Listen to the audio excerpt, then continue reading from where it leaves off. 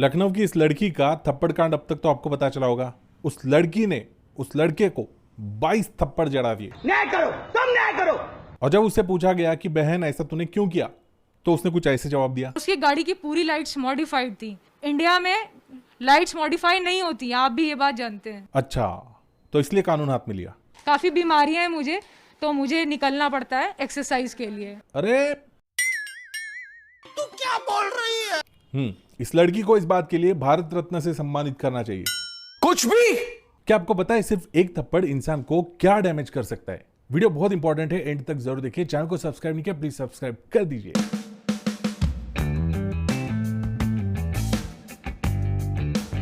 आपने सिंघम मूवी तो देखी होगी, उसमें किस तरीके से अजय देवगन गुंडों की पिटाई करते हुए दिखाया है। बिल्कुल उसी तरीके से इस दीदी ने उस लड़के को पीट दिया। देखो, जब भी इतना तेज गुस्सा आता है ना, तब सबसे पहले इंसान का विवेक टूट जाता है। उसको सही गलत का कोई अंदाजा नहीं रहता, यहां से वो ब्लैंक हो जाता है, ऑटो पायलट पे चला जाता है।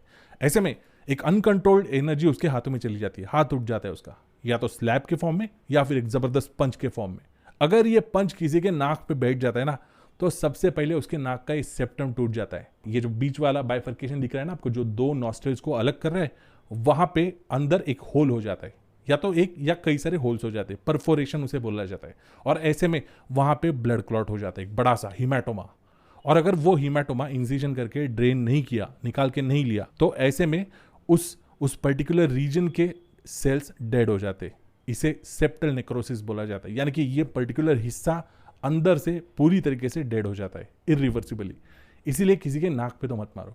अगर गुस्से के बजाय ये ऐसा चाटा किसी के गाल पे पड़ जाता है ना, खास करके अगर ऐसा मेटालिक वॉच पहना है, ऐसे रिंग्स पहने या कड़ा पहना है, और वो हाथ किसी के गालों पे पड़ जाता है ना, तब यहाँ का एक जो बोन होता है, जाइगोमैटिक बोन, वो फ्रैक्चर होने के चांसेस रहते हैं। जितना तेज चमाटा उतना तेज डैमेज। आपकी आंख एक किस्म के सॉकेट में फिट रहती है, उसे ऑर्बिट बोला जाता है। तो ऑर्बिट का फ्लोर जो अंदर की तरफ होता है स्कल में, वो टूट सकता है, वो फ्रैक्चर हो सकता है। और उससे अटैच एक मसल रहता है, वो अगर टूट गया ना, तो बॉस आपकी आई मूवमेंट, यानी कि आप आंख ऊपर करने की जो प्रोसेस है ना, वो खो बैठ सकते हो। ऐसे में आपको सिर्फ सर्जरी करानी पड़ेगी, सर्जरी से ही वो चीज रेक्टिफाई हो सकती है। मान लो अगर ऐसा ही एक तेज चाटा किसी के मैंडिबल पे लग जाए, मैंडिबल यानी कि लोअर जॉ, ये मूवेबल पार्ट होता है, इस तरीके से मूव होता है हमेशा। अपर जॉ कभी मूव नहीं होता, लोअर जॉ मूव होते रहता है। जो चीज मूव होती है वो टूट भी आसानी से सकती है।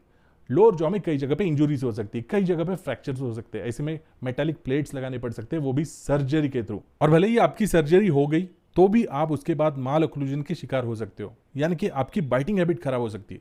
खाना यार अपना पूरा बाइटिंग पे डिपेंड होता है, और अगर लंबे समय तक इंसान खाना ठीक से चबा चबा के खा नहीं पाए, तो इसका बहुत बुरा असर पड़ सकता है उसकी सेहत पे। यार स्कल इंजुरी है तो एक बहुत बड़ा टॉपिक है, इस पे एक सेपरेट वीडियो बन सकता है। इसके अलावा स्पाइनल इंजुरी हो सकती है। बहुत जोर से अगर गर्दन पे झटका लग जाए ना, सबसे सेंसिटिव एरिया होता है अपनी बॉडी का अपना सर्वाइकल स्पाइन, क्योंकि यहाँ पे कई सारे सेंसिटिव सेंटर्स होते हैं। ये अपने आप में सेंट्रल नर्वस सिस्टम का, यानी कि अपने ब्रेन का और स्पाइनल कॉर्ड का जंक्शन होता है। यहाँ की सर्जरीज भी बहुत मुश्किल होती है, इसीलिए आपको आपकी गर्दन को भी संभालना है मार खाते वक्त। चलो, ये तो रही बात फिजिकल इंजुरीज की। मान लो एक इंसान को आप 4 लोगों के बीच में थप्पड़ जड़ रहे हो, तो उसके जहन में उसका कितना बड़ा नुकसान हो रहा होगा। साइकोलॉजिकली वो इंसान किस तरीके से डिस्टर्ब हो सकता है। मुझे समझ में नहीं आता, अपने देश में इतने वेल एजुकेटेड लोग हैं, अपनी संस्कृति इतनी जबरदस्त है, संतों की भूमि है अपना देश। यहाँ पे महात्मा गांधी होके गए, भगवान बुद्ध होके गए, सम्राट अशोक, स्वामी विवेकानंद होके गए, और उन्हीं के इस देश में छोटी छोटी बातों पे, चौराहे और नुक्कड़ों पे होने वाली ये मारामारी। अरे शर्म करो। लड़ाई झगड़े में बिल्कुल कुछ नहीं रखा है, हमें इससे 2 हाथ हमेशा दूर ही रहना है। किसी के साथ अगर लड़ना है तो अपनी जबान का इस्तेमाल करो। अपनी जबान में इतनी धार होनी चाहिए ना कि हाथ उठाने की नौबत ही नहीं आनी चाहिए।